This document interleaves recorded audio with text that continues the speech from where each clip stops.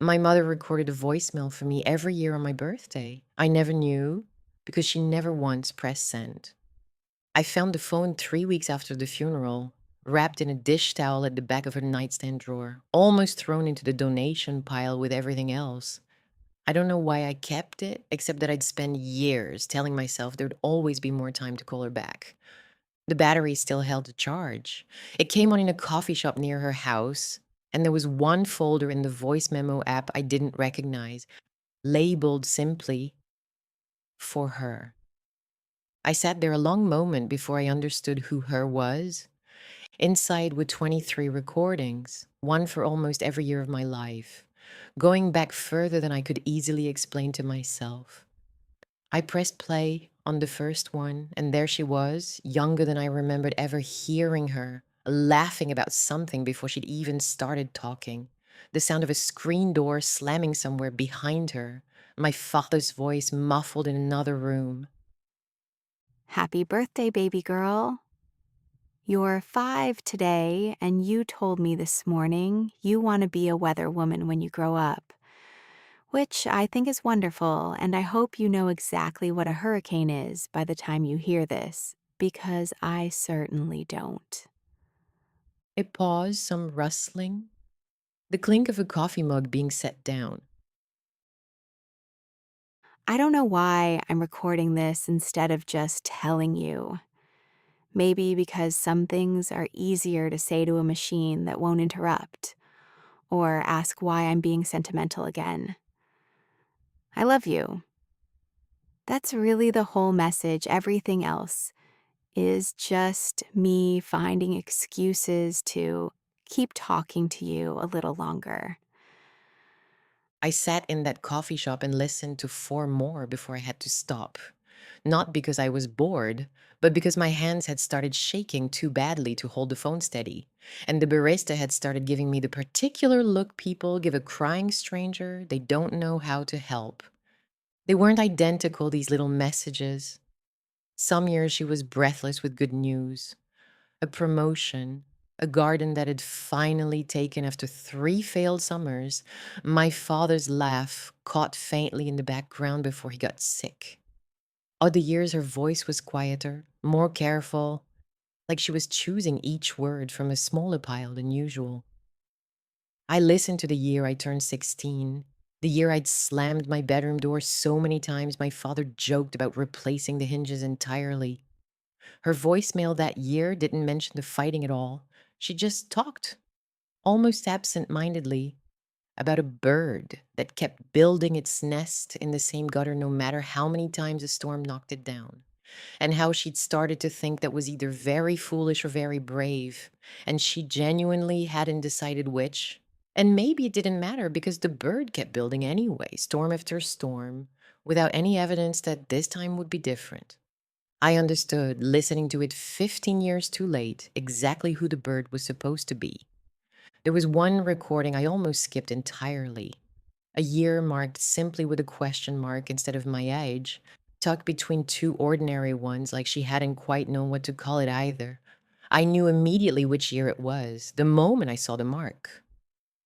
We hadn't spoken for almost 11 months that year, over something so small now that I genuinely cannot reconstruct what either of us thought we were fighting about. A comment at Christmas, maybe? Or the wrong tone in a text message, some small wound that neither of us had the humility to be the first to name. I remember mostly the silence that followed and how normal it started to feel after a while, the way any distance does if you let it sit long enough undisturbed. I closed the app twice before I actually pressed play.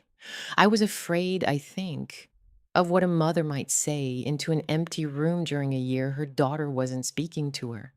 I was bracing for grief dressed up as anger, or worse, for nothing at all. Silence, where a voicemail should have been. Proof that even her patience had a bottom. There was a long pause at the start of the recording, long enough that I checked twice to see if it had actually started, or if this was the year she'd finally stopped. Then her voice came through, smaller than I'd ever heard it, without the usual warmth of a birthday candle already lit somewhere behind her words. I don't know what to say this year, if I'm honest with you. I don't know how to fix whatever this is between us, and some days I'm not even sure I did anything wrong.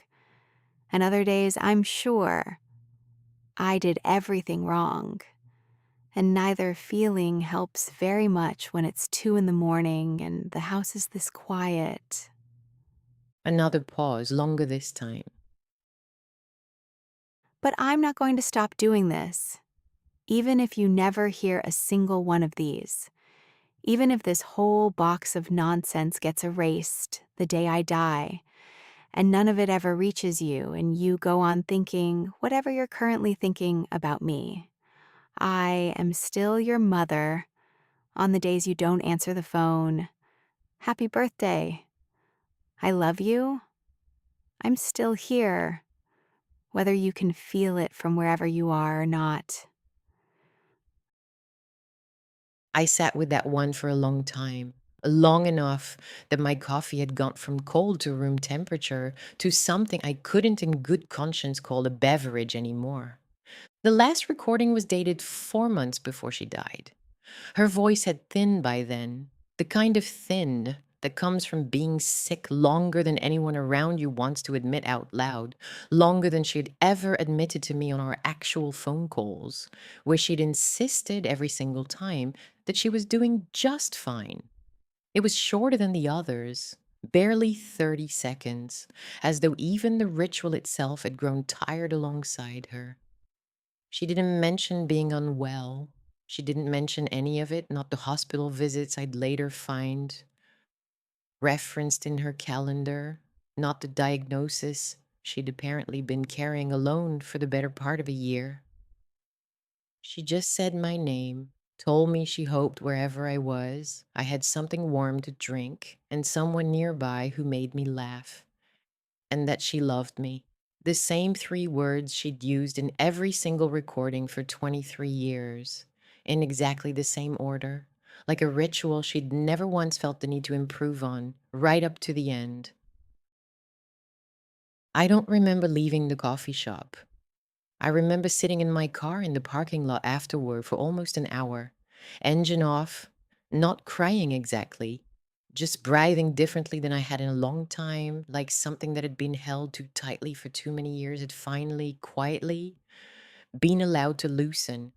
I didn't tell my husband about it that night or the night after.